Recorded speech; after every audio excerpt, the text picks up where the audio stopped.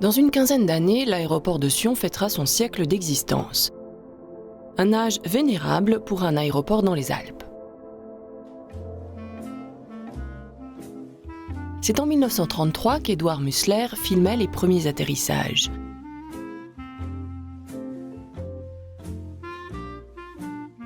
Les grands terrains sablonneux couverts d'une aimable pelouse faisaient le plaisir des troupeaux de moutons qui devaient s'écarter précipitamment, effarés devant ces grands oiseaux d'acier et de toile qui commençaient à zébrer le ciel valaisan. Le contraste avec la situation actuelle est saisissant. À cette époque, seul l'aéroclub s'occupait des activités de l'aérodrome qui survivaient grâce aux taxes d'atterrissage.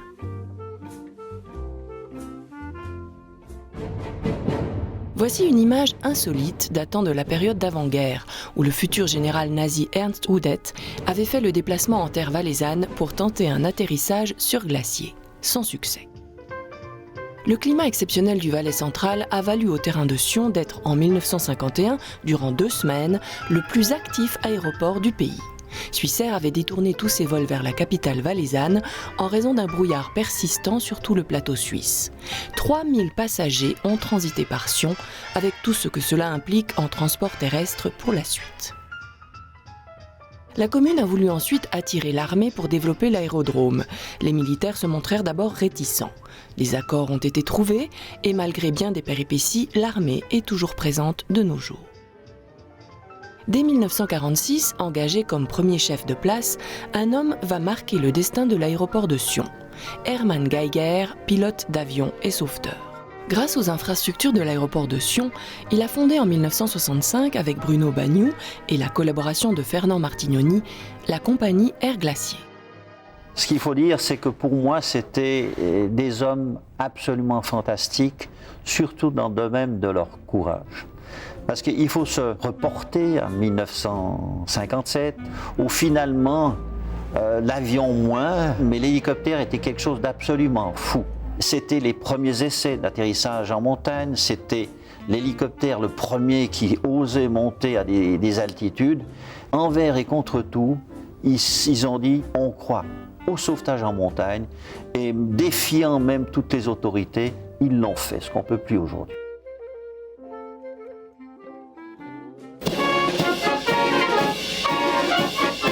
1992 est l'année de l'entrée dans l'ère moderne, avec la construction d'un nouvel aérogare dimensionné pour les usages futurs. Un rêve vieux de 25 ans prenait enfin pied dans la réalité. L'aéroport international de Sion était inauguré. 5 ans plus tard, c'est la tour de contrôle flambant neuve qui sort de terre et permettra de gérer aussi bien le trafic militaire que civil.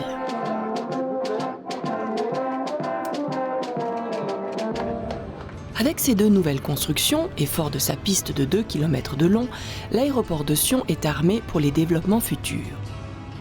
Techniquement, l'aéroport est prêt à accueillir des longs courriers, comme ce Boeing 737 lors de l'inauguration de l'aérogare. C'est un aéroport tout à fait exceptionnel et qui mérite évidemment d'être conservé. Ce site au cœur des Alpes est exceptionnel. Jean-Pierre Jobin a été le directeur général de l'aéroport de Genève 12 ans durant. Il a présidé ensuite Genève Tourisme pendant 6 ans. Profitant désormais de sa retraite, il est consultant dans le domaine de l'aéronautique. Il est au bénéfice d'un brevet de pilote d'avion léger. C'est dire si l'aviation, ça le passionne. Il est clair qu'un aéroport dans les Alpes, il n'y en a pas beaucoup d'une part, et d'autre part, les obstacles naturels qui sont autour de l'aéroport font qu'il y a des contraintes opérationnelles. L'obstacle en bout de piste, le beachhorn, contraint à des approches à pente double d'une approche normale sur un aéroport normal, donc 6 degrés au lieu de 3 degrés dans une approche normale. Donc ces contraintes-là sont inhérentes à un tel aéroport. Les difficultés propres à l'aéroport de Sion font hésiter bien des compagnies d'aviation à ouvrir des lignes commerciales régulières. La question se posait déjà lors d'un débat sur Canal 9 en 1991. L'impression que nous avons aussi parfois, c'est que Crossair hésite quelque peu à faire cette ligne Sion-Zurich. Il y a un problème d'approche aux instruments avec l'appareil que nous souhaitions engager sur cette ligne.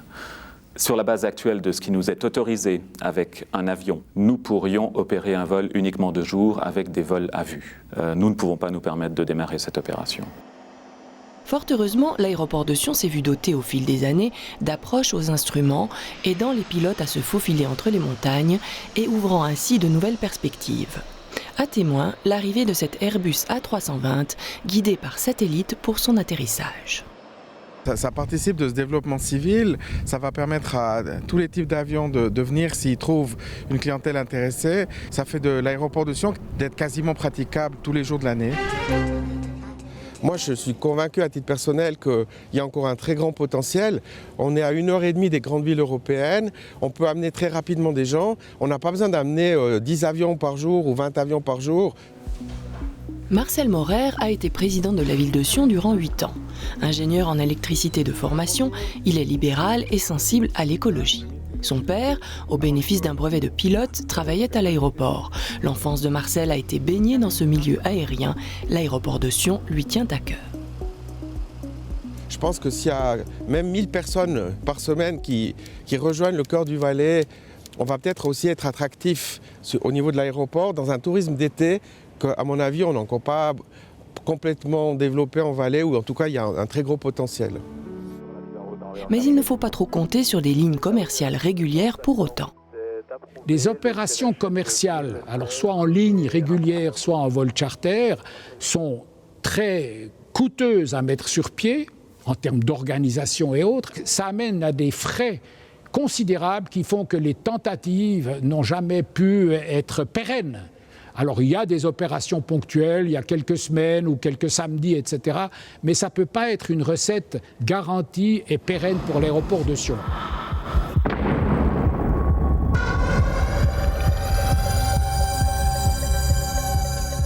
Il y a un autre type de transport aérien qui se sent à Sion comme un poisson dans l'eau, les avions de combat. Déjà actifs depuis des décennies, leur présence devient aiguë avec la venue du Hornet américain, le FA-18. C'est mercredi que le FA-18 Hornet a été officiellement présenté à Sion. Et bien sûr qu'il faudra expliquer maintenant à la région sédunoise que le FA-18 va bien sûr amener du bruit, mais qu'on est toujours la relation entre le bruit et les places de travail.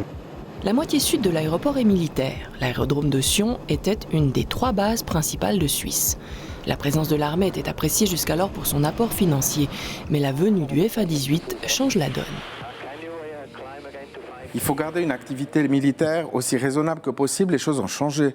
On ne peut pas demander à Sion d'être le Privacaire, de préserver son patrimoine, d'avoir un bel environnement, d'être une zone magnifique de détente, de loisirs et de tourisme, et puis de cohabiter avec une base militaire qui a une activité intense. C'est vrai que le FA-18, il a passé un seuil de bruit qui a quand même dérangé passablement de monde. Si on voit une vue aérienne de notre aéroport ou de notre base aérienne, on se rend compte qu'elle est encastrée dans la ville et qu'en fait la cohabitation entre une base militaire qui est exploitée de façon intensive et puis la présence des habitations, ça pose pas seulement un problème de bruit, ça pose aussi un problème de sécurité des personnes. Les jours où il n'y a pas beaucoup de bruit, ça va, c'est très agréable. Hein. Je dirais les hélicoptères, si c'est ponctuel, ça va. Les petits avions de tourisme aussi. La grogne de la population latente jusque-là éclate au grand jour. Les avions militaires, parce qu'on doit arrêter de parler, même à l'intérieur on ne s'entend plus, c'est vraiment pénible. Je ne comprends pas, c'est pas possible.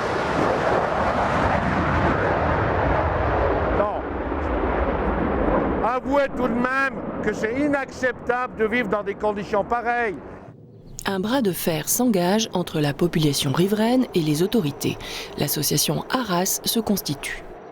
Il y a notamment des interpellations à faire à Berne par nos politiques sur le nombre de sites d'aérodromes militaires en Suisse, notamment sur les vols à l'étranger, sur la problématique des terrains qui vont sortir de la zone à bâtir. C'est des points essentiels du dossier.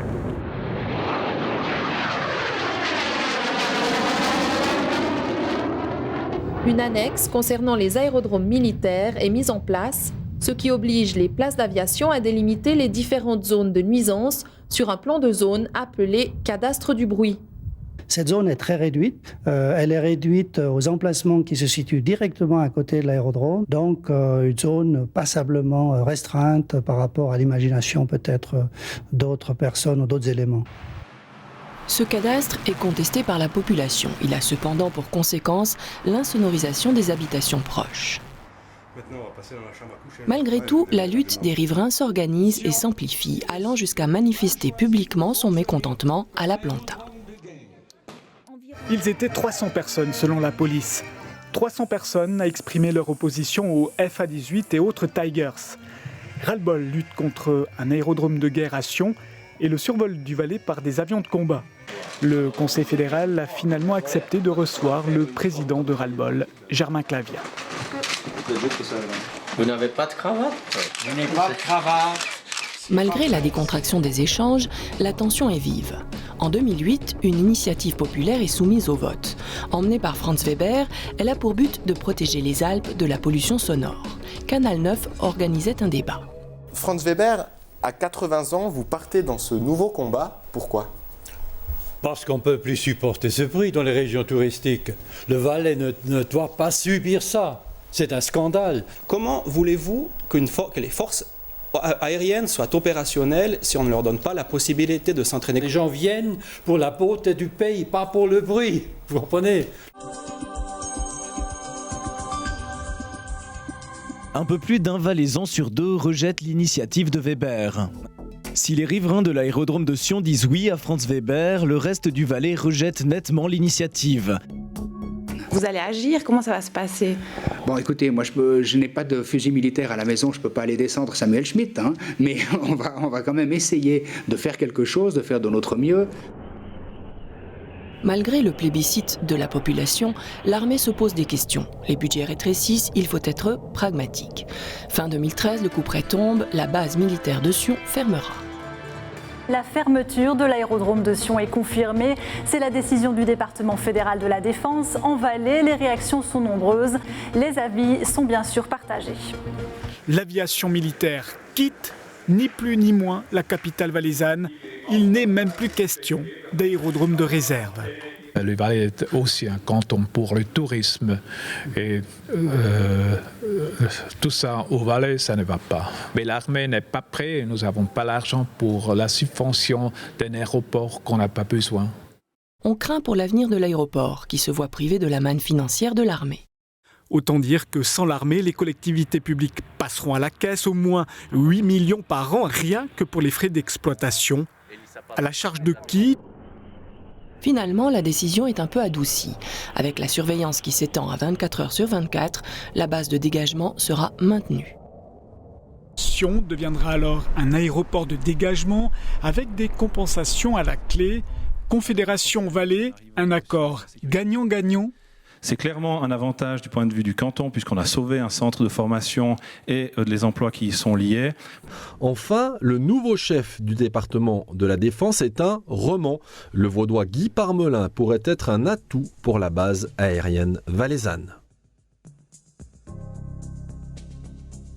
L'équilibre financier a été rendu possible durant de nombreuses années grâce à la présence de l'armée. Avec le retrait de ces activités, le trou financier occasionné ne pourra pas être comblé. Par ailleurs, il ne faut pas attendre d'un aéroport, a priori, sa vocation première n'est pas de faire du profit. Je suis toujours du même avis, parce que la vocation, d'abord un aéroport c'est une infrastructure. C'est une interface où l'on change de mode de transport, des transports terrestres au transport aérien. C'est une infrastructure et à ce titre, comme toute infrastructure, c'est un vecteur de développement économique de la région que l'aéroport dessert, en l'occurrence pour Sion, le Valais, le Chablais, Vevey-Montreux. Donc sa vocation première n'est pas d'être rentable. Ce qui est le plus spectaculaire, c'est toujours les vols qu'on appelle de grands avions. On oublie vraiment toutes les autres activités qu'il y a. Aujourd'hui, dans les hangars qui sont au sud-ouest, il y a des gens qui entretiennent et qui maintiennent des avions civils avec des polymécaniciens très pointus.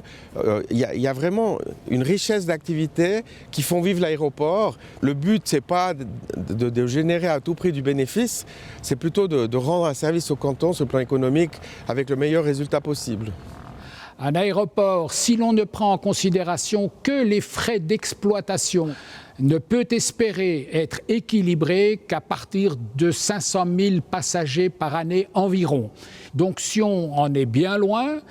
Et il doit être maintenu parce qu'il contribue à la prospérité de la région, mais il ne faut pas espérer, en tout cas à court ou moyen terme, un équilibre financier de l'aéroport lui-même.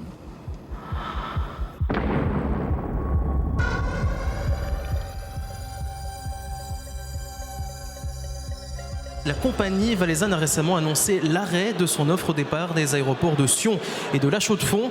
Ce matin, le magazine Travel Inside nous apprend que des discussions sont en cours en vue d'une reprise de ces liaisons par le tour opérateur VT Vacances. Air Glacier laisse tomber ses vols de ligne. La compagnie estime que ces vols ne sont plus rentables du fait de l'augmentation des charges. Jusqu'alors assuré par l'armée, le contrôle aérien par exemple est très onéreux. Et aujourd'hui, il existe de par le monde, en Europe, au Canada, des aéroports dont le trafic aérien est contrôlé à distance par les contrôleurs de Genève, par exemple. C'est donc tout à fait, ça se fait, et ça me paraît être à première vue une possibilité d'économie substantielle pour l'aéroport de Sion.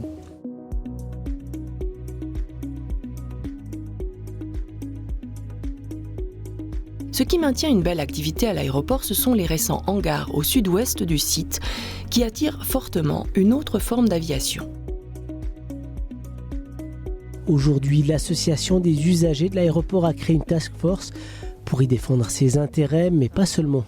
Le but principal, c'est de pouvoir augmenter tout ce qui est aviation civile, tout ce qui est aviation privée, tout ce qui est l'arrivée de jets, de pouvoir coordonner le tout avec les mouvements d'hélicoptères et puis de rendre cet aéroport beaucoup plus attractif. Et ça, c'est un créneau majeur et susceptible, à mon avis, de continuer à croître à Sion et qui est une perspective de développement très, très importante et très intéressante pour l'aéroport. Autant pour l'équilibre financier de l'aéroport qu'en termes d'attractivité, c'est vraiment un point fort. Et on n'en parle pas trop non plus d'ailleurs parce que les personnalités qui rejoignent le cœur du Valais, elles aiment bien cette discrétion aussi que la Suisse et le Valais peuvent offrir. Et puis ce qui est lié à la présence de cet avion, et c'est aussi le cas ici, c'est la maintenance technique de ces machines.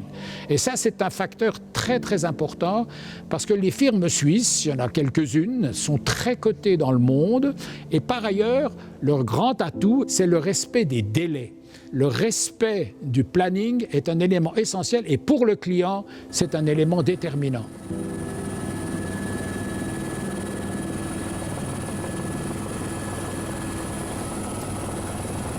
Puis bon, il y a la base hélicoptère aussi qui est toujours extrêmement importante ici, évidemment avec une notion de service public dans le cadre du sauvetage très très importante. Ces bases d'hélicoptères sont toutes des entreprises privées qui ont trouvé leur créneau et qui se maintiennent au fil des années. Dès lors, pourquoi ne pas marier secteur public et privé ? Eh bien, il y a différentes pistes. Soit on augmente nos budgets en tant que service d'une collectivité, soit on peut commencer à réfléchir l'idée de faire un partenariat public-privé ou pourquoi pas complètement privatiser l'aéroport. Mais ça, c'est vraiment une discussion d'avenir. C'est certainement la bonne occasion pour imaginer une nouvelle forme de gouvernance de cet aéroport. Et puis ouvrir le nouveau statut de cet aéroport au secteur privé, de manière à donner aussi à la direction de l'aéroport une grande autonomie. L'aéroport de Sion a un beau potentiel devant lui. La congestion des grands aéroports de Suisse permet à Sion de se profiler dans les domaines de l'aviation privée et d'affaires grâce à sa disponibilité. Alors, faut-il regretter le temps d'avant ? Je ne fais pas de nostalgie du passé. Moi, je vois venir des avions électriques, par exemple pour les collages de l'aviation légère. Hier, c'était bien, puis demain, ça va être fascinant. Enfin, c'est mieux aujourd'hui ou ce sera mieux demain. Donc, c'était moins bien avant. Et donc, ça contraint à trouver une nouvelle forme de gouvernance qui va donner du dynamisme à la direction de l'aéroport.